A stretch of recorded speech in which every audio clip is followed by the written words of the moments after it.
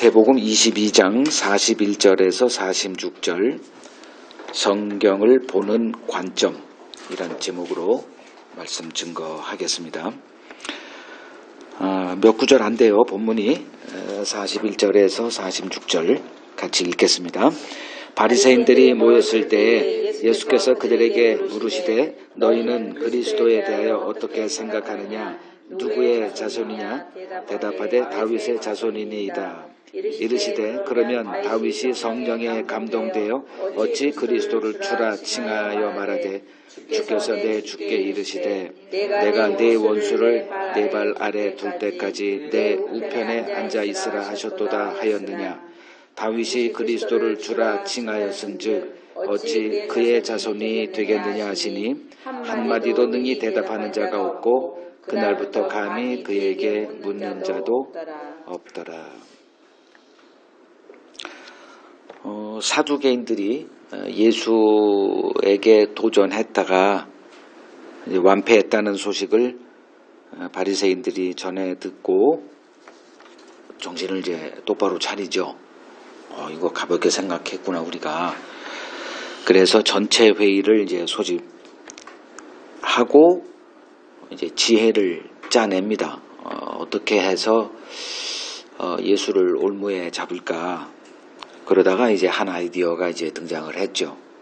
예수가 어떤 약점을 지닌 자였는지를 이제 보게 된 거예요. 신학 전공은 안 했다. 그래서 그 신학 전공한 적이 없는 예수의 그 약점을 이제 치고 들어갈 계략을 세우고 율법 지식과 이제 언변에 탁월한 한 율법사를 이제 선발해서 예수에게 이제 보냅니다. 그들은 예수를 몰라도 너무 몰랐던 겁니다. 그 싸울 상대가 누군지를 몰랐던 거죠. 지혜자는 아무하고 싸우지 않습니다. 싸울 상대를 잘 고르는 것이 지혜입니다. 그 사무엘상 17장을 보면 이제 이스라엘 대적하는 이제 블레셋이 이렇게 침공을 해온 내용이 나오잖아요. 그때 그 블레셋 대표로 나온 자가 골리앗이죠. 그러니까 골리앗은 이제 그 기록이 돼 있어요. 키가 몇 척이고, 그가 들고 있는 칼, 단검 이런 것들이 얼마나 길이가 크고 무게가 중량이 되는지. 그러니까 상대할 자가 없는 거죠. 그러니까 인간에게 있어서 가장 탁월한 전사는 골리앗이다. 이건 의심의 재론이 없어요. 그러니까 이제 그 자신감이 가득한 거죠. 그런데 이스라엘 그냥 한 줌도 안 되는 이스라엘 그 군사 가운데 다윗이 있었다는 것을 이제 그는 보지 못했죠. 그리고 다윗이 나올 때도 이건 그냥 얼마나 가소로웠겠어요. 그 외모만 보고 바라보고 대응하며 사는 인간의 어리석음을 이제 골리앗이 잘 보여주고 있는 거죠. 예수가 누구였어요? 그들의 눈에는 안 보이는 건데 우리는 알고 있잖아요. 예수는 그 모세에게 율법을 준 당사자였습니다. 근데 이걸 보지 못하죠. 그냥 외모만 보는 거예요. 신학 전공한 적 없어. 그래도 하늘의 모든 지식이 주어질 수 있다는 거 그들은 보지 못하고 있습니다. 그래서 외모만 보고 예수를 판단한 결과 또다시 수모를 이제 당하고 맙니다. 그 바리새인을 대표하여 예수를 시험하고자 했던 그 율법사는 그 신학 지식에 있어서는 당대 최고의 실력자였을 것입니다. 그러나 성경과 신학은 이제 전혀 다른 분야라는 것을 여러분들이 이제 이해해야 합니다. 인간은 성경을 신학의 틀로 이해하려고 합니다. 인간은 공부하는 일에 탁월한 능력을 보입니다. 물론 이제 좀 그런 공부하는 데 약한 자가 있긴 있어요. 그러나 공부 잘하는 이런 사람들이 이제 때에 따라 항상 등장하죠. 신학은 인간 지성의 이제 결과물입니다. 2000년 기독교 역사를 통해 시대마다 아주 유명한 신학자들이 이제 출연했습니다. 신학은 인간의 학문이고 성경은 하나님의 학문입니다. 이 둘은 서로 각자의 길로 나아갑니다. 성경 안에 하나님의 뜻과 하나님의 나라가 감추어져 있습니다. 이는 성령의 깨닫게 하심의 은혜가 주어질 때만 보입니다. 그래서 예수님이 바리새인 니고데모와 대화하실 때 거듭남에 대해서 얘기하죠. 거듭나지 아니하고는 하나님의 나라를 보지 못해. 그러니까 성경은 하나님의 나라를 보여주는 책이다. 혹은 하나님 나라의 설계도다. 뭐 제가 그 영원한 하나님의 나라라는 책에서 이렇게 얘기를 이제 했어요. 그러니까 이 성경을 안다라고 얘기할 때 그럼 결과물이 뭐냐? 하나님이 계획하신 그 천국을 바로 보고 있는 이것이 이제 성경 아는 것의 결과물이다. 이렇게 보시면 돼요. 그러니까 천국을 어떻게 얘기하느냐, 어떻게 이해하고 있느냐를 보면 이 사람이 성경을 어떻게 보고 있느냐가 그냥 드러나죠.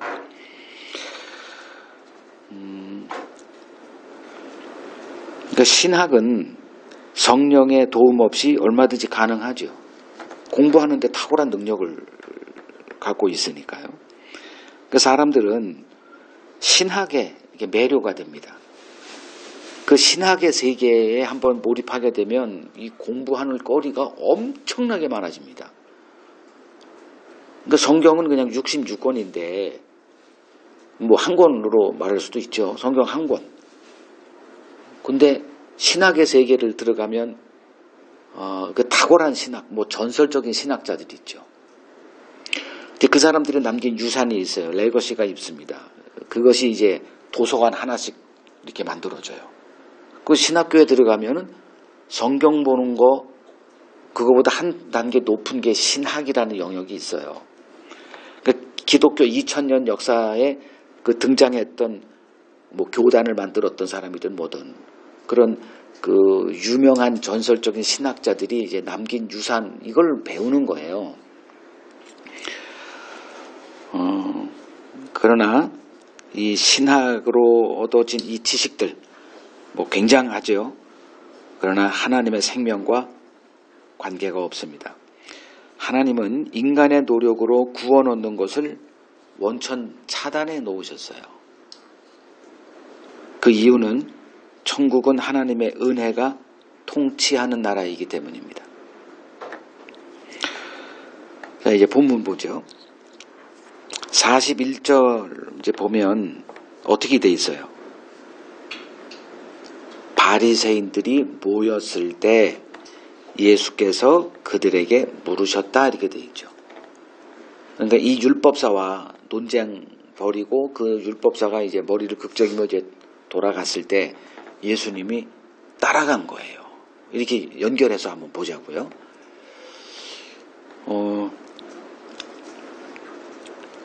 그 바리새인들의 본거지를 직접 찾아가서 끝장 토론하자 이렇게 한 겁니다. 그래서 가서 그들에게 이제 질문을 툭 던지는 거예요. 그리고 끝을 보니까 46절에 한마디도 대답하는 자 없고 그날부터 감히 그에게 묻는 자도 없다. 이렇게 피어리어드 돼 있고 23장으로 이제 가는 거예요. 그러니까 23장에 그 바리새인들 서기관들을 향해서 쏟아부은 저주가 이 장소이지 않았을까? 연상을 해보라고요. 이제 이것이 기록된 바리새인들과의 이제 마지막 논쟁입니다. 이제 뭐라고 질문을 던지셨냐? 너희는 그리스도에 대하여 어떻게 생각하느냐? 그가 누구의 자손이냐? 이 질문을 툭 던져요. 그러니까 그들은 이제 이건 상식에 속한 영역이니까 다윗의 자손이니이다 라고 이렇게 답을 합니다. 이때 예수께서 성경을 보면 다윗이 성령에 감동되어 그리스도를 주라 칭하여 말하기를 주께서 내 주께 이르시되 내가 내 원수를 내 발 아래 둘 때까지 내 우편에 앉아 있으라 했다. 다윗이 그리스도를 주라 칭하였은즉 그리스도가 어찌 다윗의 자손이 되겠느냐. 이 말씀을 하십니다. 이게 오늘 본문 내용이에요.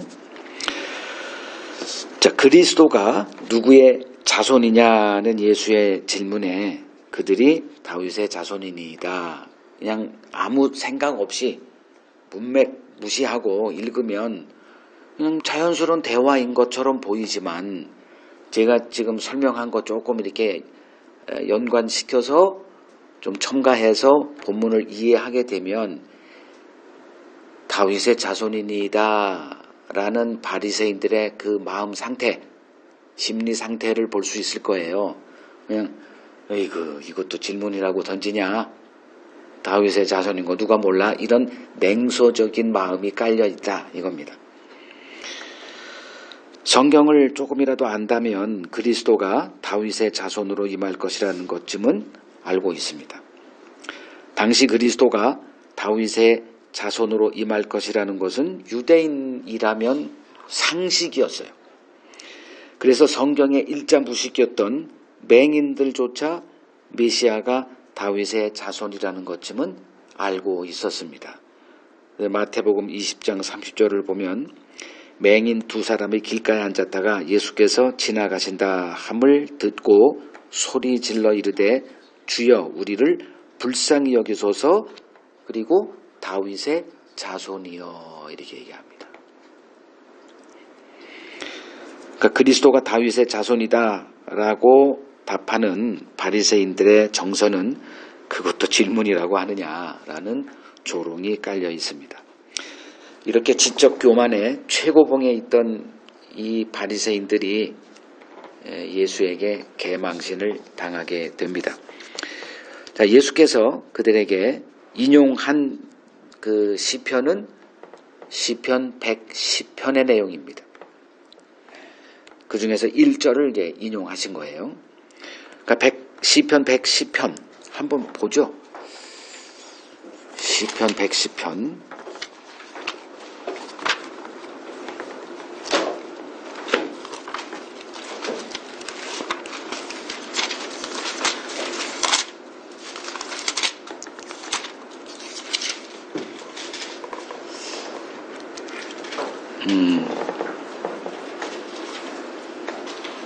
이 110편의 그 내용을 이렇게 한번 읽어보시면 많이 들었던 것들이다가 이제 이렇게 친숙한 구절들이 있을 거예요. 여기에 이제 멜기세덱 4절에 보면 멜기세덱이 언급된, 그러니까 그리스도는 멜기세덱의 서열을 따라 올 자다. 그리고 영원한 제사장이다. 2절을 보면 여호와께서 시온에서부터 주의 권능의 규를 내보내시리니, 이런 말. 규가 뭐죠? 왕권을 상징하는 막대기죠. 그러니까 예전에 왕들을 이렇게 묘사하는 드라마나 영화를 보면 뭐 황금으로 이렇게 동글동글한 거 이렇게 요걸 들고서 이렇게 폼 잡고 있는 거, 이게 규예요. 규. 그 막대기. 나는 왕이다. 그가 하는 말은 무조건 들어야 된다. 그때 그들이 들고 있는, 그 왕이 들고 있는 걸 규, 그 규를 보낸다. 이 얘기는 장차 그리스도가 임하여 만물을 다스리게 될 것이다. 그리고 그는 멜기세덱의 서열을 따라, 그 히브리서에 그 자세히 설명하잖아요. 아론의 반차 서열이 아니라 멜기세덱의 반차를 따라 등장했던 그리스도, 과거형이네. 여기는 이제 미래에 등장할 그리스도를 얘기하는 거고. 그러니까 시편 110편, 예수님이 이제 인용한 이 시편은 멜기세덱의 계보로 등장하실 영원한 제사장 그리스도에 대한 내용이죠. 그 장차 임할 그리스도가 왕으로 세상을 다스릴 것이며 영원한 제사장으로 자기 백성을 죄에서 구원할 자라는 것을 말해주고 있는 내용입니다. 자, 여기서 예수님께서 그들에게 바리새인들에게 인용한 구절이 1절이에요. 1절 이제 자세히 보세요. 여호와께서 내 주에게, 여기서 내 누구예요? 내가 다윗이죠. 다윗이 쓴 거니까. 그러니까 여호와께서 다윗의, 그러니까 3인칭으로 보면 다윗의 주에게 말씀하시기를 내가 네 원수들로 네 발판이 되게 하기까지 너는 내 오른편에 앉아 있으라. 그러니까 다윗의 주에게 말. 그러니까 여기서 내 주는 그리스도를 얘기를 해요. 앞으로 그리스도는 이렇게 하나님으로부터 왕권을 위임받아서 이 세상을 다스릴 자고 영원한 멜기세덱의 서열을 따라 영원한 제사장이 될 것이고 제사장은 죄로부터 죄를 해결하는 자니까. 그리고 뭐 여러 가지 얘기들이 있지만 주 내용은 그겁니다. 그러면 다윗에게 말씀하시기를 내 주 여호와께서 다윗의 주에게, 그러니까 다윗의 자손이라고만 알고 있는 그들에게 다윗의 자손이 무슨 뜻이냐? 다윗의 주, 다윗 역시 그 주라 칭하는 그 그리스도. 여기서 이 주가 여호와란 단어예요. 그래서 같은 거예요. 그러니까 그 다윗 역시 이 그리스도로 인해서 구원을 받게 되고 그의 다스림을 받게 된다. 근데 어떻게 너희들은 그리스도를 다윗의 그냥 후손으로 오는 것으로만 얘기하냐? 이 얘기를 하시는 거예요. 자, 성경의 예언을 이제 연구하던 바리새인들은 뭐 여러 구약의 이제 구절들을 통해서 그리스도가 다윗의 후손으로 오실 자라는 것은 이제 알고 있었습니다. 그러니까 그가 오시면 이제 다윗 왕국을 재현하실 것도 이제 알고 있었죠. 그런데 다윗이 그리스도를 향해 나의 주라고 하셨다는 것은 보지 못하고 있죠. 그걸 지금 얘기하고 있는 거예요. 왜 그랬을까? 오늘 제목이 뭐예요?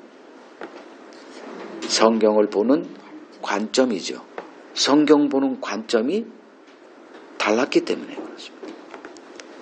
이걸 오늘 여러분들 주의 깊게 이걸 들으셔야 하는 이유가 우리가 죽을 때까지 성경을 봐야 되기 때문에 그렇죠. 성경을 떼는 순간 우리는 길을 잃습니다. 하나님은 우리에게 정답 준 적이 없어요. 그날 필요를 채우시죠. 그날 인도할 거리를 그날 알려주세요. 나는 이제 성경 난 통달했어. 졸업했어. 천만에요. 그런 법은 없습니다. 근데 바리새인들도 이제 계속 성경을 사랑했고 하나님의 말씀이니까 그러니까 성경을 정말 치열하게 연구를 했거든요. 근데 문제는 연구하지 말라는 얘기가 아니라 성경을 보는 관점에 관한 얘기입니다. 오늘 주제가 그거예요. 이 바리새인들로 인해서 지금 그 하나님의 언약 백성이라 칭하는 그 유대인들이 지금 어디로 가고 있어요? 생명을 얻고 있습니까? 생명에서 더 멀리 떠나고 있습니까? 멀리 떠나고 있거든. 그게 이제 우리가 다음 주부터 살펴볼 마태복음 23장에 이 서기관과 바리새인들아 저주가 있을 그지어다 이제 그러면서 계속 그 내용을 얘기를 해요. 그러면 이들이 이 구절을 몰랐을까요? 110편 알죠. 근데 1편에서 여호와께서 내 주에게 말씀하시기를 이라고 하는 이 구절은 그냥 놓치고 있는 거예요. 못 보고 있는 거예요. 왜 그랬을까? 관점이 달랐기 때문에. 성경을 보는 관점이 이제 이 유대인들의 관점으로 만약에 우리가 같은 관점으로 성경을 보고 있다면 우리도 성경을 보고 싶은 것만 보게 될 거라는 거죠.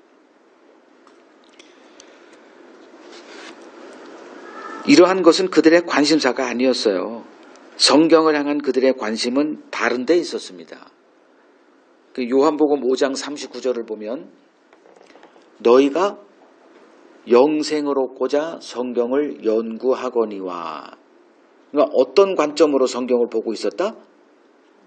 구원을 얻는 관점. 어떻게 하면 구원을 얻지? 이 관점으로 성경을 본 거예요. 그러면 그렇게 보지 어떻게 봐? 당신이 바리새인들이라는 거예요. 그렇게 반박하는 사람들. 근데 거의 다 지금 예수님이 그러니까 바리새인들 때문에 그러니까 선생이다 자처하잖아요. 어둠의 빛이다 자기들이 자처를 이렇게 하고 있잖아요. 지금 바리새인들이. 그건 내버두지 않았어요. 예수님이 그 바리새인들이 모였다는 것을 듣고 거기 본거지를 찾아가서 던진 질문이 이 구절이 되니까요. 여러분들은 상상도 못할 겁니다. 뭐 다른 구절 뭐 쌓여 있잖아요. 그러니까 성경에 보는 관점에 대해서 끝장 토론하자. 그리고 요 토론을 하신 거예요. 예수님이. 우리들의 기대와는 다르게. 그러니까 예수님의 성경을 보는 관점과 바리새인들 즉 유대인들이 성경을 보는 관점 그리고 오늘 우리 기독교인이다. 역시 우리도 세상의 빛이다 자부하고 있죠. 그래서 돈 헌금 많이 해서 뭐 수천억 보관하고 있다가 선교사 파송하고 그러잖아요. 선교사 가족 하나를 그 외국에 파송하는 거 그거 만만치 않거든요. 근데 그 지금 수천 명을 파송하고 있는 나라가 지금 대한민국이에요. 자부심이 뿜뿜합니다.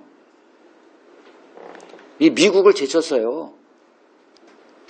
세계 선교에 아마 가장 많은 그 재정을 투자하는 나라는 한국일 거예요. 물론 바뀔 수도 있지만 대단한 자부심을 갖고 있어요. 근데 성경은 어떻게 보느냐? 들어가면 얘기가 전혀 달라지죠. 바리새인들도 전도 안 했나요? 그들도 선교 안 했나요? 물 건너 바다 건너 다 했어요. 근데 성경 보는 관점이 이런데 예수님이 하시는 말씀은 너희들도 천국에 못 가고 들어가고자 하는 자들도 들어가지 못하게 한다. 이거 큰일 난 거 아니에요. 정신 똑바로 차리시라고요. 그냥 관행에 따라서 열심히 뭘 하면 된다. 이 늪에 시대마다 기독교가 다 빠졌어요. 오늘이라고 다를까요? 더 깊이 빠져 있으면 빠져 있지. 신자란 누구냐? 계속 지금 우리는 이걸 지금 반복하고 있는 거예요. 신자는 예수를 주로 고백하는 자들이죠. 이건 기본 뭐 다 알고 있는 거예요. 자, 예수를 나로 주로 예수를 나의 주다 이렇게 고백했다는 말의 의미가 뭐죠? 주가 뭐예요? 나의 왕, 나의 주인. 그러면 지금 나는 예수를 주로 믿습니다. 이러면 이제 천국 가겠지. 좋아요. 천국 갑니다. 그러면 갑니다의 그 증거가 있어야지. 증거가 뭐예요? 주라 고백하는 그분의 말씀을 듣고 그분의 말씀을 따라 사는 것. 이게 유일한 증거물이에요. 뭐 지금 말씀 듣고 뭐 열심히 적고 뭐 신학 지식을 늘어나가고 시험에서 100점 맞고 이게 증거가 아니고 그분의 다스림을 받고 있는 거. 우리들이 심판주가 아니고 그분 앞에 서게 된다니까. 그분이 알죠. 저놈 내 말 듣고 내 말에 순종하고 살아가고 있는지 우리는 몰라. 근데 주님은 알아요.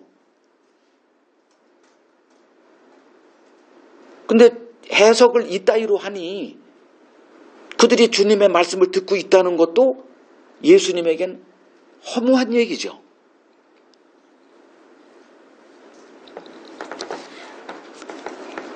성경 지식이나 뭐 착한 삶, 경건한 삶이 그 신자됨의 증거가 아니라는 것 가슴에 새겨야 됩니다.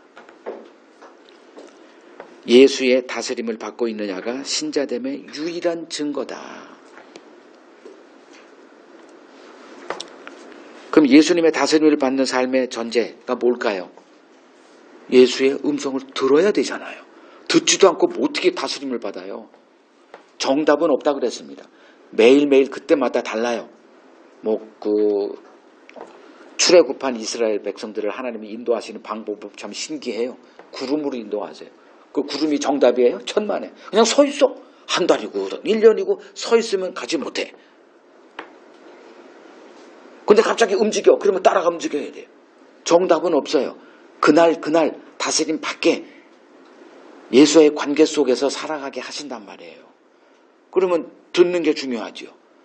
근데 바리새인들도 듣고 있대. 오늘날 기독교인들 다 설교 듣고 나 듣고 있어. 설교 홍수 속에 살고 있습니다. 예전이나 이때나 1000년 전에 2000년 전에 유대인들의 사회나 지금이나 다른 거 하나도 없어요. 그럼 문제는 뭐냐? 바른 예수의 음성을 듣고 있느냐? 성령이 임하고 제자들이 이제 복음을 들고 나갔죠. 그 교회가 세워지죠. 그 초대교회도 뭐가 교회를 이렇게 장악했어요? 예수가 장악한 게 아니라 다른 예수가 장악했습니다. 사도들이 복음을 전했지만 교회를 장악한 거는 복음이 아니라 다른 복음이었어요. 초대교회 때부터. 오늘날은 어떨까?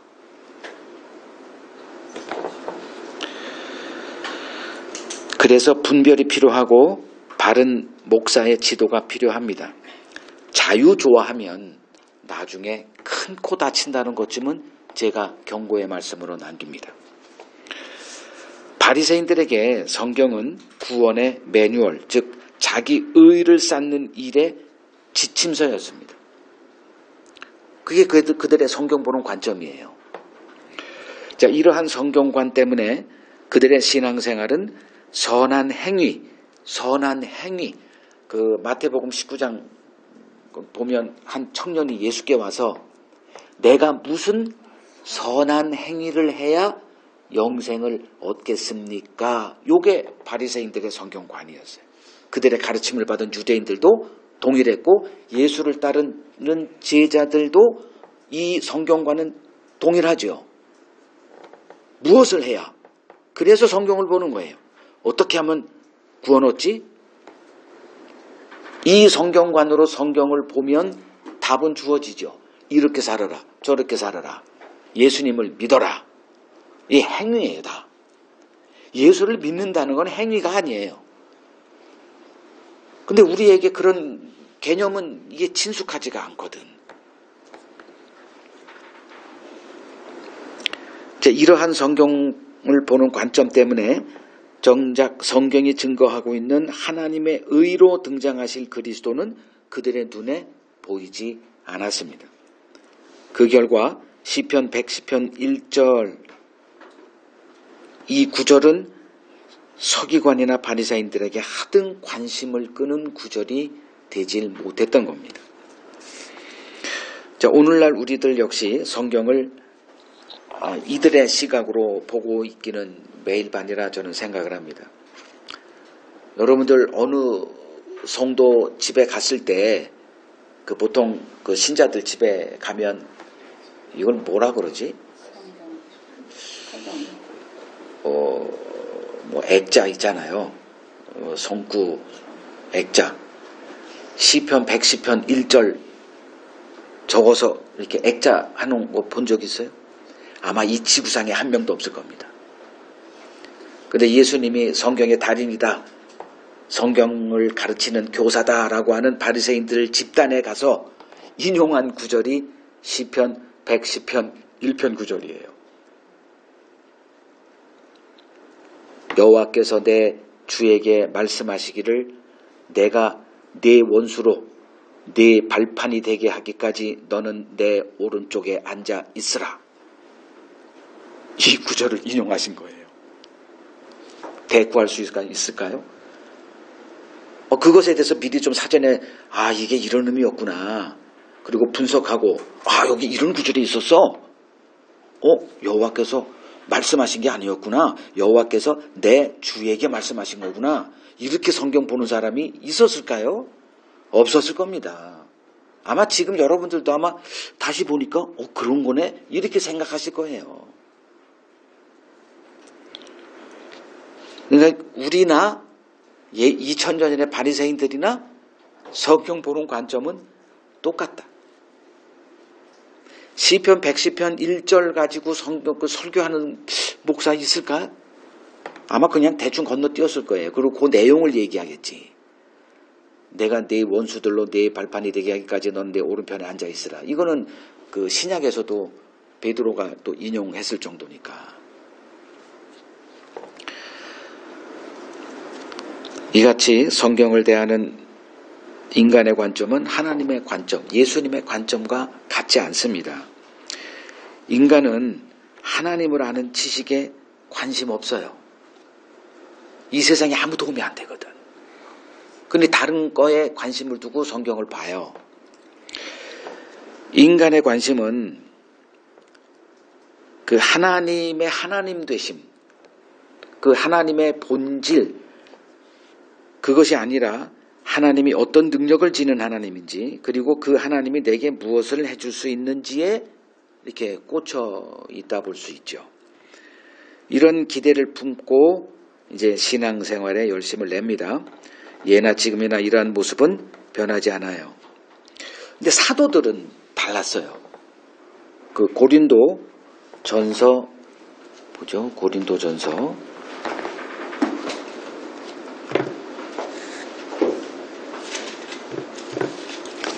고린도전서 2장 16절.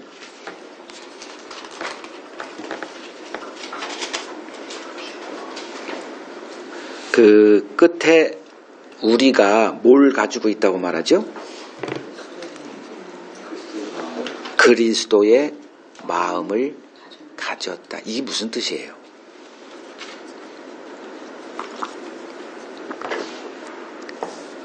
마음을 읽을 수 있다.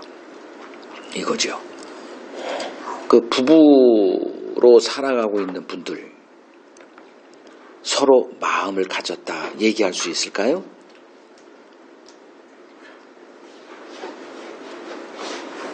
서로 마음을 몰라요. 그냥 나의 행복을 위해서 상대방을 이렇게 내가 원하는 자가 되게 하는 것만 관심이 있지 그 마음을 몰라요. 그 신자는 누구냐? 지금 계속 신자는 누구냐 이걸 뭐 스펙트럼을 이렇게 얘기하고 있는데 그리스도의 마음을 지닌 자예요. 그 마음을 알아요. 마음을 알기 때문에 설명이 없어도 왜 그런 일을 행하시는지를 알아요. 마음을 모르면 뭐지? 계속 이렇게 오해와 오해. 그러다가 나중에 딴 생각을 품고 이제 뭐 떠나기도 하고 막 그래요. 예수님은 시편 110편 1절을 인용하시면서 다윗이 그리스도를 자신의 주로 불렀다는 것을 끄집어내시죠. 근데 있어. 근데 못 보니까 없는 거예요. 예수님이 우리가 보지 못하는 거 그거 하나를 끄집어서 여호와께서 내 주에게 말씀하셨다. 그걸 끄집어내는 거예요. 근데 어떻게 다윗이 그리스도가 다윗의 자손이 될 수 있겠느냐. 이렇게 얘기하시는 겁니다. 그리스도가 다윗의 후손으로 오셨어요? 안 오셨어요? 오셨죠. 이 역사적 팩트예요. 근데 이 의미가 뭐냐. 혈통으로 다윗의 후손으로 오셨다는 말이 아니라 언약의 성취자로 오신 분. 그래서 언약이라면 아브라함 언약이 있고 다윗 언약이 있고 이거 쭉 있잖아요. 그 점진적으로 이제 구체화되는 거예요. 아브라함. 그 다음에 다윗. 그 다음에 쭉 와서 아브라함과 다윗의 자손 예수 그리스도 이렇게 나오는 거죠. 서기관과 바리새인들은 이를 보지 못하고 있습니다. 그들의 관심사가 아니었기 때문에 그래요. 그러나 앞을 보지 못하는 맹인들은 신기하게도 이를 보고 예수에게 나와서 눈이 뜨는 생명의 은혜를 경험하고 있습니다. 성경은 생명의 책이죠. 그러니까 성경에 담겨있는 이게 창세기 2장부터 나오죠. 생명나무. 생명을 주는 나무. 그리고 이제 예수님이 오셔서 내가 너희들에게 생명을 주러 왔다. 그 생명나무로 등장하신 거예요. 그 계시록 끝에 거기도 생명나무 이렇게 나와요. 성경은 생명에 관한 책이에요. 영생이라고 그러죠. 그러면 생명에 관심 있는 자들은 누굴까? 죽은 자가 생명에 관심이 있지. 나는 살아있다 생각하는데 생명에 관심이 있을 수가 있나요? 그래서 하나님이 우리에게 어떤 일을 먼저 하세요? 우리를 먼저 죽이십니다. 그러니까 살아있는데 죽였다는 게 아니라 너희는 살아있다 생각하지만 살아있는 게 아니라 너는 죽은 시체들이야. 이걸 가르쳐 주세요. 그 도구가 율법입니다.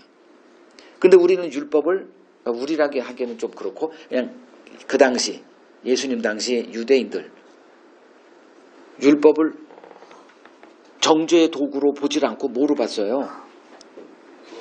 살리는 의를 쌓는 수단으로 삼은 거죠. 그래서 행함의 길로 나갈 수밖에 없었고 그런 성경 관점으로 성경을 보니 여기서 이런 얘기들이 들어올 리가 없죠.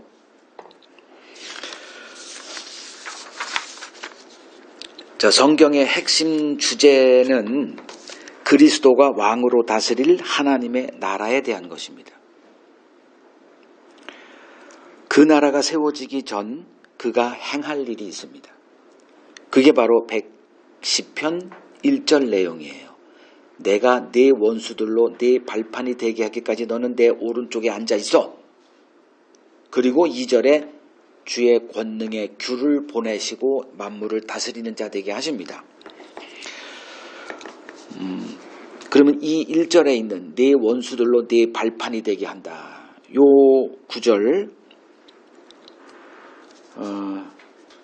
이것은 이제 창세기 3장 15절에 여자의 후손에 의해 머리가 박살날 뱀, 마귀를 뜻하죠. 자, 하나님께서 아들에게 내 원수로 네 발판이 되게 하기까지 잠시 내 오른쪽에 앉아 있으라 하신 말씀은 장차 인간의 몸으로 오실 하나님의 아들이 자신의 죽음으로 마귀의 권세를 무력화시킬 그 십자가 사건을 이야기하는 거죠. 이것이 자신을 하나님의 뜻의 도구로 내어드린 그리스도의 강함이었죠. 근데 이 예수는 사람의 눈에 약함으로 보이죠. 그래서 멸시와 조롱의 대상이 된 겁니다. 이 약함으로 강한 자 마귀를 이기신 거예요. 그리스도의 이 이김 안에서 우리가 강한 자 마귀의 매임에서 해방되어 하나님의 나라가 세워지게 됩니다. 이 방식으로 다윗 언약을 하나님께서 성취하십니다. 예수님은 성경을 이렇게 보고 계십니다. 성경은 그리스도를 증언하는 하나의 주제를 담고 있는 책이에요. 그러니까 예수에게 성경은 자기 자신을 증언하는 책이죠. 너무나 잘 알고 있는 거예요. 그래서 우리가 예수의 음성을 들어야 되는 이유입니다. 그러니까 예수에게 성경 어느 구절을 갖다 놔도 예수님은 그 구절이 자기를 가르치는 구절임을 입증하실 수 있어요. 이런 자들이 누구다? 신자라는 겁니다. 예수의 증인된 교회가 바로 이 실력을 갖추고 있어야 된다는 거예요. 그러나 유대인들은 성경을 다른 관점으로 보고 있습니다. 그러니까 유대인들이 성경을 연구하고 있는 이유는 영생 때문이라 그랬죠. 그 영생을 얻고자 성경을 연구하고 있다 예수님 말씀하신 거예요. 그럼 영생을 얻고자 이걸 다른 말로 표현하면 자기 구원이다 이렇게 보면 됩니다. 자기 구원. 그러면 자기 구원을 위해서 사람들이 하는 일이 뭐죠? 부처를 섬기기도 하고요. 알라신을 섬기기도 하고 그렇습니다. 그리고 또 다른 사람들은 또 기독교에서 예수를 믿기도 합니다.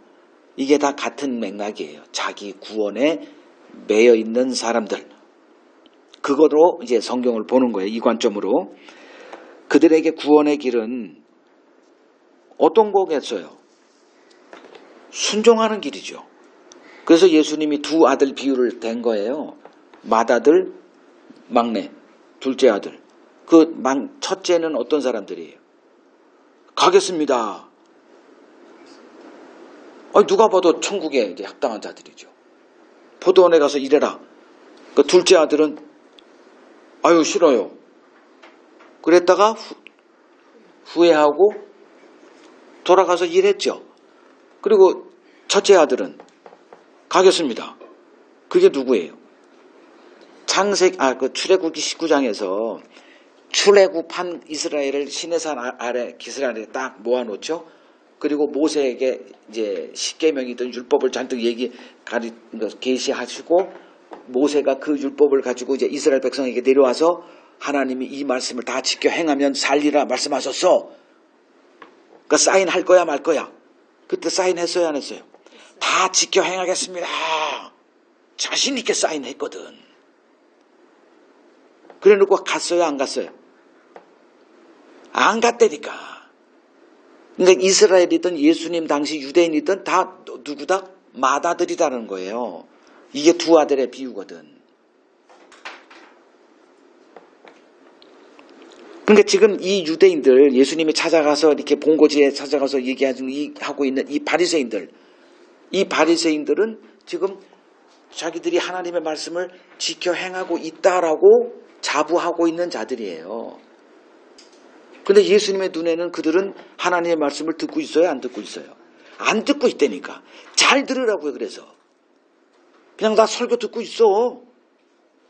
우리 목사님이 뭐 가짜겠어? 사탄의 종이겠어? 다 하나님의 종이잖아요. 다 하나님의 부르심을 받았다고 얘기하고 어떤 목사가 난 사탄의 종이야 라고 설교하는 사람이 있어요? 다 하나님의 종이고 다 신자들은 그걸 액면 그대로 받아들이고 존경하고 때만 되면 뭐 맛있는 음식 사드리고 뭐 옷도 사드리고 자동차도 사주고 뭐 이러고 있는 거 아닙니까?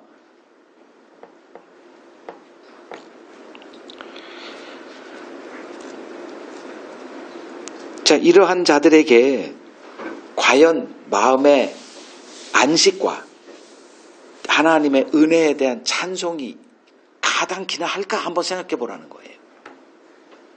애당초 불가능한 거예요. 그러니까 교회에 찬송이 없냐? 있죠. 찬송 없는 교회는 좀 이상하잖아요. 찬송이 뭐예요? 감사죠.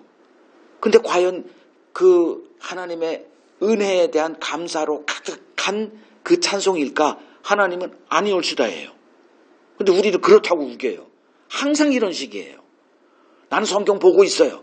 난 예수의 음성 듣고 신앙생활하고 있어요. 근데 하나님은 아닌데? 항상 이런 식이라니까. 그 도구가 바리새인들이라고요. 그래서 예수님과 바리새인들 간에 항상 토론이 있었지만 항상 격돌과 충돌과 거리가 점점 멀어지는 것만 벌어진 이유가 바로 이거예요. 보는 관점. 오늘 성경 제목이죠. 성경을 보는 관점이 그러니 예수와 대화가 될 수가 없는 거죠. 그냥 우기는 거예요. 우기는 거. 평생 우겨. 난 지금 예수님 잘 믿고 있어요. 하나님께 순종하고 있어요. 그냥 우길 뿐입니다. 그 결과물을 예수님이 마태복음 7장 21절에서 23절에 얘기했죠. 그날에 다 주여 주여 하는 자들 다 내 앞에 올 거다. 그리고 나는 주를 위해서 주의 이름으로 이런 거 했다. 근데 예수님의 답은 정작 난 너 몰라. 이 불법을 행하는 자들아 내게서 떠나. 이런 결과물. 이거 좀 신중해야 될 거 아닙니까? 듣는다고 듣는 게 아니라니까요. 순종한다고 해서 그게 순종이 아니라니까요. 제발 좀 정신 좀 차리라고요.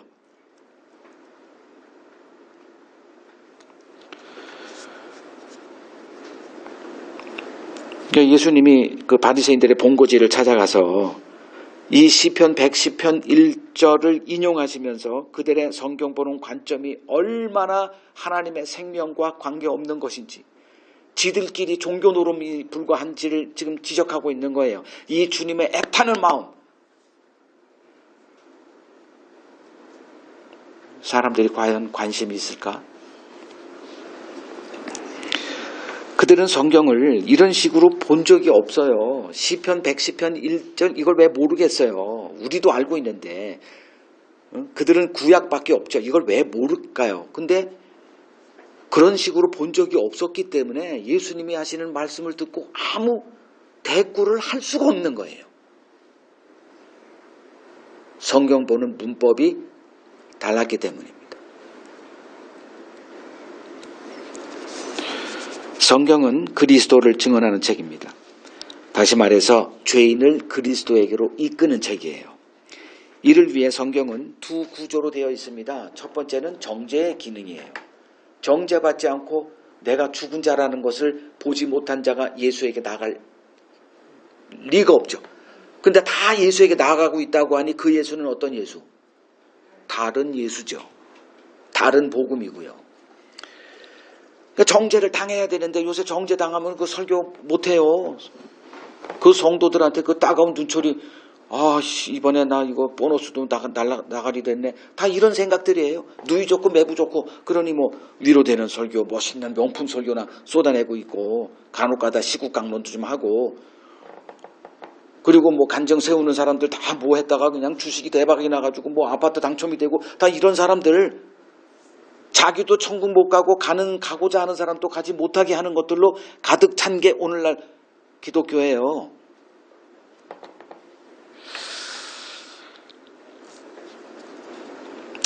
지금 예수를 따르고 있는 자들 어떤 자들이에요? 제자들. 그들은 뭐 성경 보는 눈이 달랐나요? 바리새인들에게서 배운 사람들이에요. 똑같은 성경관을 갖고 지금 예수를 따르고 있는 것만 달라요. 근데 바리새인들과 예수의 제자들의 차이점이 뭐죠? 제자들에게는 하나님의 약속이 주어져 있어요. 이게 달라요. 지금 모습 보고 판단하면 안 된다는 거예요. 약속이 주어져 있어. 어떤 약속이냐? 요한복음 16장 가죠. 요한복음 16장 12절에서 14절 보죠. 지금 제자들의 상태를 예수님이 이렇게 표현해요. 내가 아직도 너희에게 이를 것이 많지만 지금은 너희가 감당하지 못해요. 여러분들 자녀들하고 한번 대화해 보세요. 뭐 맛있는 거 먹을 거 할까? 이런 거는 상관없어. 그러나 좀 굵직한 인생의 경륜에 대해서 얘기할 때는 아이들이 감당합니까? 못합니까? 감당 못해요. 그게 눈에 너무나 들어오는 거예요. 그러니까 그냥 이런 얘기하면 점점 거리가 멀어지니까 여러분 다 경험하셨을 거예요. 특히 이제 이런 이 신앙에 눈이 뜬 사람들. 심각하죠. 기존 문법, 기독교의 문법으로 얘기하면 그냥 편해요. 그냥 방언받아 와. 수련회 갔다 와. 그냥 지지고 볶고 기도하고 눈물 흘리고 회개하면 방언 받게 될 거야. 그럼 성령 받은 거로 얘기하죠. 이런 식. 우리도 과거에 그랬었고.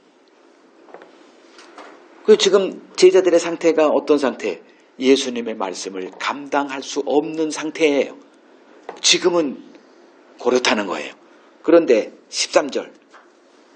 그러나 언젠가 너희들에게 진리의 성령이 올 거야. 그러면 그가 너희를 모든 진리 가운데로 인도하시리니 그가 스스로 말하지 않고 오직 들은 것을 말하며 장래일을 너희에게 알리시리라. 그가 내 영광을 나타내리니 내 것을 가지고 너희에게 알리실 거야. 이렇게 얘기하십니다.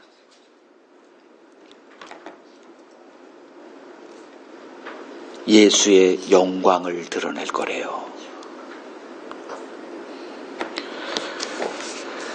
자, 예수께서 승천하시기 전 제자들에게 한 가지 당부 말씀을 남기셨죠. 아버지께서 약속하신 것을 받기 위해서 예루살렘 떠나지 마. 이거였어요. 떠나지 말라가 중요한 게 아니라 성령을 받는 게 중요했으니까. 근데 하나님께서 예루살렘에 성령을 부어주시겠대요. 갈릴리도 아니고 대한민국 서울도 아니고 고기래요. 왜? 앞으로 오순절이 기다리고 있으니까. 오순절 때 세계 각국에 흩어졌던 경건한 유대인들이 몰려들 것이고 그들이 그 복음을 듣고 또 그대로 갈 거니까. 그러니까 이 하나님의 계획을 우리는 가늠하지 못하죠. 그래서 떠나지 말아라. 그러면 성령을 받게 되면 뭐가 되니까?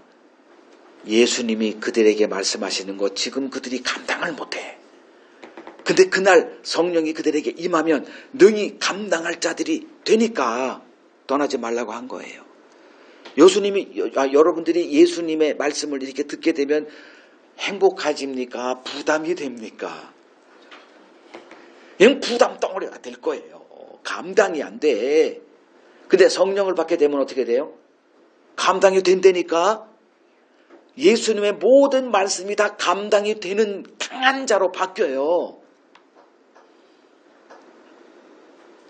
근데 성령 받지 못한 사람들을 보면 한테 이런 얘기를 하면은 이게 꼭 뭐라 그럴까? 이 시금치가 이게 배추가 이게 물기가 빠져가지고 그런 식으로 이렇게 돼 보여요. 근데 성령을 받게 되면 희한한 일이 벌어지대요. 감당해야 돼요. 예전에 제가 성령 받기 전에 모습을 이렇게 회상해 보면 무서워, 그냥 무서워. 예수님의 말씀을 전하는 목사님한테 가면 무서워가지고 도망을 가더라고. 근데 예수님의 성령을 받고 난 후에 내 모습을 보면 이게 달라요. 감당이 돼요. 물론 겁먹죠. 근데 감당이 된다니까. 왠 줄 아세요? 깨달아지니까.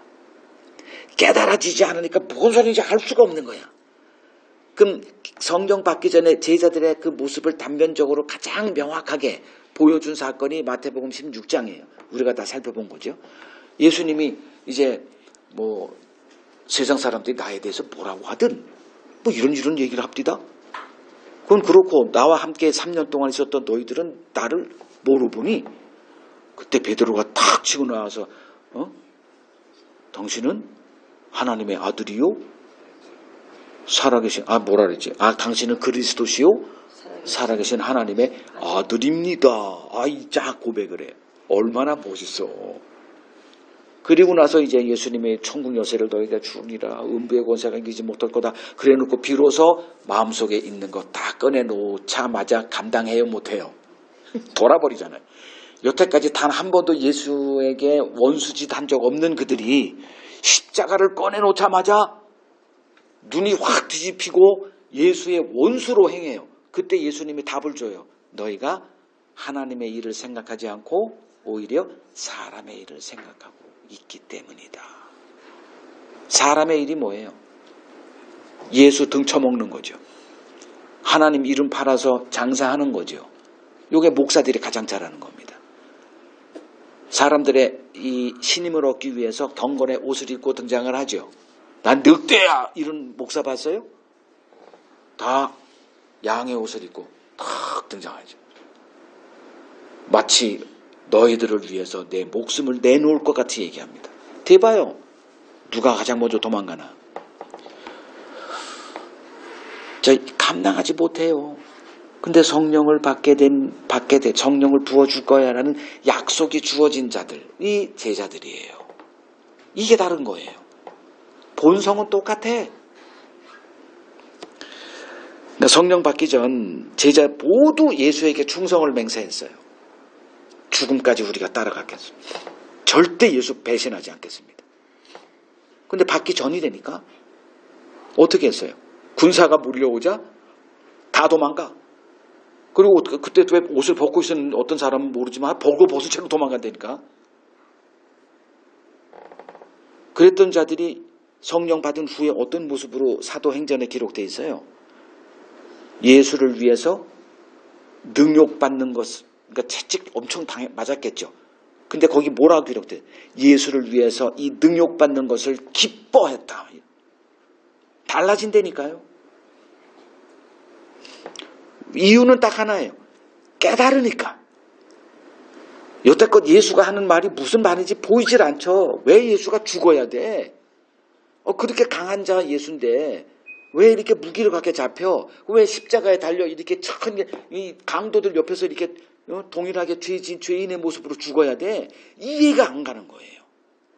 근데 성령을 받고 났더니 달라진 게 있죠. 확실히 달라집니다. 사도행전 2장 보세요. 사도행전 2장 34절. 이건 성령 받은 후에 이제 베드로가 대표가 돼서 이제 그 몰려든 세계 각지에서 몰려든 사람들에게 설교하는 내용이잖아요. 34절. 공부했던 그릇도 없어. 이들은 예수님이 승천하신 후 그냥 다락방에 모여가지고 기도한 것밖에 없어요. 같이 모여가지고 예수님 얘기도 하고 서로 느꼈던 거 경험했던 거 다 얘기하고 있었겠죠. 성경 공부한 흔적이 없어요. 근데 성령 받고 나자마자 이들의 설교 속에 뭐가 나와요? 다윗은 사도행전 2장 34절 다윗은 하늘에 올라가지 못하였으나 친히 말하여 이르되 주께서 내 주에게 말씀하시기를 내가 네 원수로 네 발등상이 되게 하기까지 너는 내 우편에 앉아있으라 하셨도다 하였으니 그런즉 이스라엘 온 집은 확실히 알지니 너희가 십자가에 못 박은 이 예수를 하나님이 주와 그리스도가 되게 하셨느니라. 아니 십자가라면 쌍진 지키고 반대했던 자들이 십자가의 해설자가 된 거예요.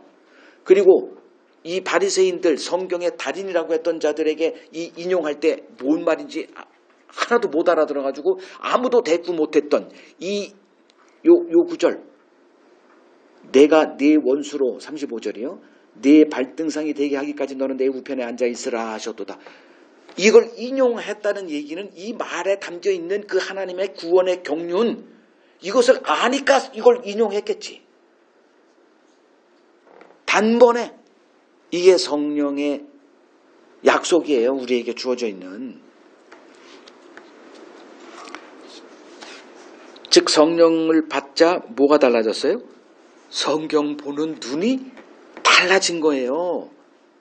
지금 여러분들에게 묻고 있는 거예요. 제가 지금 여러분들 지금 성경을 보는 관점이 예전과 이후로 달라져 있습니까? 아니면 여전히 나의 행복을 나의 구원을 위해서 이걸 보고 있느냐?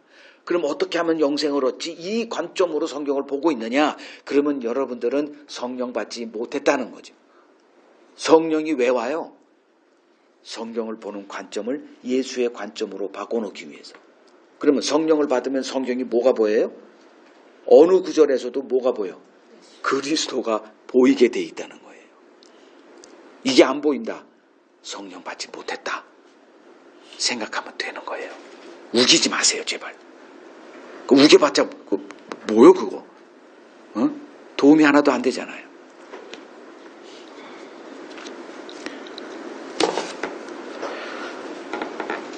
성령을 받아야 예수를 알 수 있습니다. 성령을 받지 못한 자는 그가 위대한 신학자라 해도 그가 알고 있는 예수는 다른 예수에 불과합니다. 예수께서 제자들을 부르시고 함께 하시며 때가 이르자 십자가에 못 박혀 죽으시고 3일 후에 다시 살아나신 후 하늘로 승천하십니다. 이 예수님의 일을 제자들이 옆에서 목도했습니다. 그러나 그 의미는 전혀 알지 못하고 있을 뿐입니다. 약속된 성령이 그들에게 임한 후에 그들이 어떤 자들로 변화됐느냐? 그 마태복음 13장 52절에 예수님이 말씀하셨던 그것, 천국의 서기관들로 변화가 됩니다. 그래서 옛것과 새것을 서로 곳간에서 꺼내서 그리스도를 증거하는 자들로 세워져요. 이것이 모든 진리로 너희들을 이끌겠다. 요한복음 16장 보세요. 요한복음 16장 3절. 요한복음 16장 13절. 그러나 진리의 성령이 오시면 그가 너희를 모든 진리 가운데로 인도하실 거야. 이 말. 여기서 모든 진리가 옛 것과 새 것, 구약 성경과 신약 성경, 옛 언약과 새 언약. 옛 언약 안에만 있었죠. 지금 바리새인들. 그게 무슨 말인지 이해를 못하는 거예요. 새 언약으로 오신 예수를 잡아 죽일 수밖에 없죠. 신자는 성경을 예수의 관점으로 보는 자들입니다. 성령을 받지 못한 자들은 예수를 믿으면서 여전히 율법 아래 놓여 있을 수밖에 없습니다. 구원의 완성은 성령을 받는 것으로 종결됩니다. 그러니까 성령이 내 안에 임해서 그 신비한 역사, 성경을 보는 해석을 하는 관점이라든가 세상을 바라보는 관점이라든가 미래, 장래, 일에 대한 관점이라든가 모든 게 다 달라져요. 이걸 성령 받은 신자다 이렇게 얘기합니다. 성령 받으셨습니까? 그냥 받았다 우기지 마시고 내가 지금 어떻게 변화되어 있는가를 증언하시면 됩니다. 이것이 간증이에요. 내가 이렇게 변했습니다. 변화 안 됐으면 성령이 안 왔네요? 얘기할 수밖에 없잖아요. 성령을 받게 되면 성경 보는 관점이 바뀝니다. 성경이 그리스도 한 분을 이야기하는 책임을 보게 됩니다. 성령을 받지 못한 사람들의 관심사는 선한 행위일 수밖에 없어요. 착한 사람이 목표가 됩니다. 그래서 이들에게 마음의 안식은 불가능하죠. 선을 행할 능력이 없기 때문에 그래요. 성령을 부어주신 그 이유를 많은 목사들이, 신학자들이 인간의 본질, 우리의 본질을 받고 나서 선을 행할 수 있는 자로 바꿔놓는다. 그게 맞기도 하고 틀리기도 해요. 왜냐하면 바리새인의 길, 선을 행하는, 말씀에 순종하는 길로 나아가면 이건 잘못된 해석이고, 그러면 선을 행할 능력이 뭐야? 예수 믿는 능력, 이거는 맞아요. 이 개념을 제대로 이해하기를 저는 원해요, 여러분들이. 성령을 받은 자들의 관심사는 이제 어디로 가느냐? 내가 누군지를 본다 그랬잖아요. 성령이 임하면 죄를 깨닫게 한다 그랬죠. 죄에 대한 우리들의 상식을 책망하겠다. 그러면 깨닫게 되는 죄가 뭐예요? 예수 믿지 않는 게 죄라는 것을 그때 깨닫게 되는 거예요.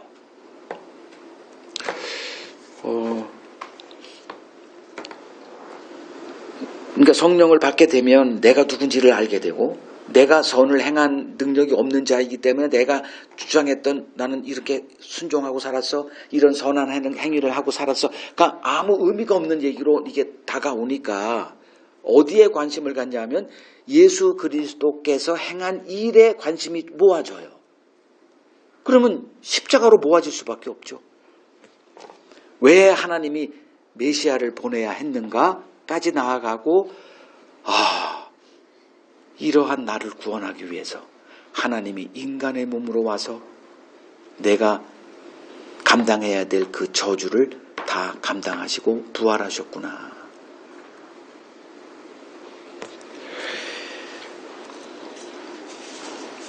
예수께서 이제 한 가지 약속을 또 하셨죠. 요한복음 14장 18절을 봅니다. 요한복음 14장 18절. 제자들에게 이제 뭐라고 얘기하시냐면 내가 너희들을 이제 조만간 떠날 거다, 이런 얘기를 하시는 거예요. 예수와 헤어진 적이 없거든. 3년 동안 매일 예수와 함께 하면서 예수님이 가자 그러면 가고, 쉬자 그러면 쉬고, 배 타자 그러면 배 타고 뭐 이랬던 거예요. 근데 갑자기 예수님이 떠나겠대. 어디 가십니까? 그때 한 약속이에요. 내가 너희를 고아와 같이 버려두지 아니하고 너희에게로 다시 올 거야, 얘기하세요. 고아가 뭡니까? 부모의 인도 혹은 책망 혹은 권면, 위로, 이것을 받는 자들이 아들이죠. 근데 고아는 부모에게 이걸 받지는 못해요. 그걸 고아다 그럽니다. 자, 부모와 자식이 있어요. 고아는 그렇게 많지 않을 거예요. 대부분 부모와 자식이 같이 삽니다. 좀 결혼해서 헤어져 출가도 하지만 하여간에 가족끼리 또 모여요. 그러니까 난 부모가 있어, 이렇게. 난 고아 아니야. 정말 그럴까요? 개념을 이해하시라고요. 고아들이 너무 많은 거예요. 그러니까 이게 단절의 세대라 그러죠. 그러니까 신세대 사람들은 나도 이해가 가는 것 같아. 신세대에 그 어떤 기계가 있어요. 그 신세대에 아주 그 삶을 이렇게 질을 달라지게 하는 여러 가지 것들이 있어요. 그런 거에 이렇게 익숙하죠. 근데 좀 후세대 사람들은 그런 거에 익숙하지가 않아요. 스마트폰 하는 것도 잘 모르겠고, 금융에 관한 거, 머리가 쥐가 날 정도고, 막 그래요. 그리고 새로운 기기에 대해서 그냥 내가 빨래하지 그냥 옛날 통돌이 세탁기, 요새는 그냥 무슨 세탁기하고 건조기가 같이 있어. 그냥 신세계를 경험해요, 그냥. 그러니까 이제 신세대한테 배우는 구세대가 된 거예요. 그러다 보니까 구세대는 뭘 갖고 있어? 인생의 경륜을 하나 갖고 있어. 달랑 그거 하나야. 그게 요새 신세대 사람들에게는 와닿지가 않아요. 그러니까 항상 이 단절이 이게, 그러면 지금 신세대는 앞으로 또 후세대, 더 신신세대의 후세대로 될 거 아니에요. 그러니까 이건 계속 반복이 된단 말이에요. 고아같이 된다. 그럼 예수님이 이렇게 다시 오셔서 우리에게 영으로 오시잖아요. 영으로 와서 우리 안에 거하세요. 더 나은 부모 역할을 하시는 거죠. 그러면 성령 받지 못한 자들은 이 약속이 관계가 없어요. 그러니까 여전히 뭐로 살아? 고아로 사는 거예요. 고아는 어떻게 해? 자기 혼자 다 개척해야 돼. 자기 혼자 다 그걸 배워야 돼. 그러니까 옛날에 배워서 그 경륜을 할 그것과 단절이 돼 있으니 다 새롭게 시작해야 돼. 고아가 그런 신세들이에요. 너무 많은 고아들이 교회에 넘쳐나요.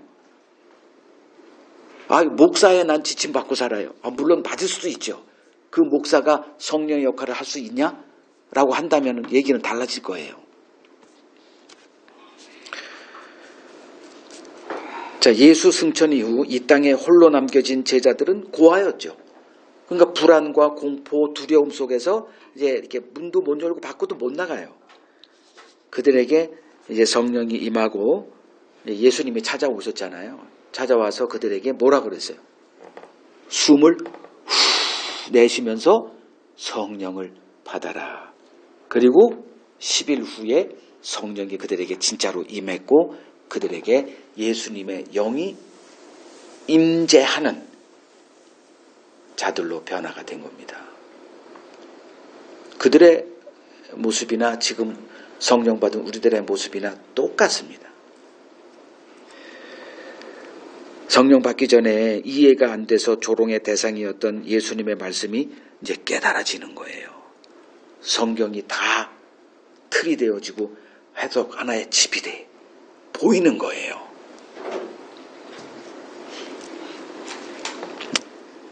예수님의 말씀이 깨달아지자 그들의 마음에 뭐로 채워지냐? 하늘의 기쁨으로 채워집니다. 여러분들이 성경을 통해서 마음에 채워야 될 게 이거예요. 성경을 보게 되면 이게 깨달아지면 마음이 뜨거워집니다.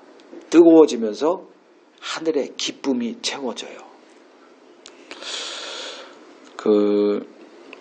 요한복음 16장 또 주님이 약속하신 거니까 요한복음 16장 12절을 보세요. 이거 아니야. 21절.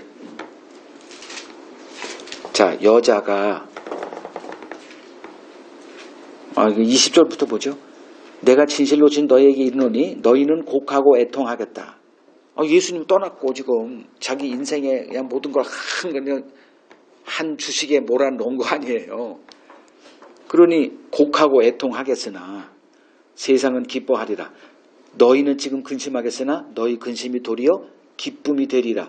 자, 여자가 해산하게 되면 그때가 이르렀으므로 근심하나 아기를 낳으면 세상에 사람 난 기쁨으로 말미암아 그 고통을 다시 기억하지 아니하느니라. 지금은 너희가 근심하나 내가 다시 너희를 보리니 너희 마음이 기쁠 것이요 너희 기쁨을 빼앗을 자가 없으리라. 또 질문 드립니다. 여러분 지금 이 기쁨 안에 살아가고 있어요? 삶의 현실은 근심이 있겠죠. 그러나 우리에겐 다른 약속이 주어져 있다니까. 그분이 다시 오실 거예요. 그분이 영으로 우리에게 임해요. 임해서 뭘 깨닫게 해? 감당할 수 없는 예수님의 말씀이 감당할 수 있는 말씀으로 깨달아져. 깨달아지니까 감당이 돼. 감당이 되면서 하나님이 계획하신 그 하나님의 나라가 보여요. 세상 역사가 이런 식으로 운행된다는 게 보여져요. 그래서 하늘의 기쁨, 이 세상이 전혀 알지 못하는 그 기쁨이 우리 마음속에 채워진다니까요. 이 기쁨이 여러분들이 지금 누리고 있는 기쁨이냐는 걸 제가 묻고 있는 거예요.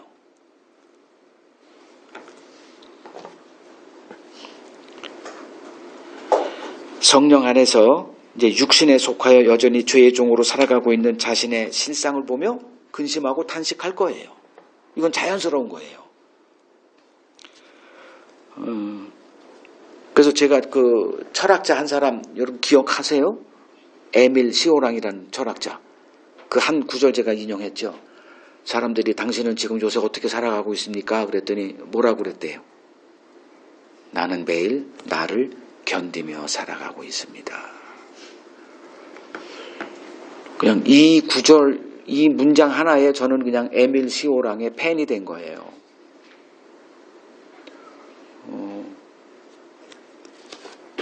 동시에 천국을 상속받을 법적 아들로 삼아주신 하나님의 은혜 안에서 하나님의 찬송으로 사는 자들을 신자라 이렇게 칭합니다. 이 모든 것이 성경관이 바뀌었기 때문입니다. 신자는 성경 안에서 예수를 만나고 예수의 음성을 듣고 예수의 다스림을 받고 사는 자들입니다. 이보다 더 큰 은혜가 있을까요? 없습니다. 우리는 이 큰 은혜 안에서 사는 자들입니다.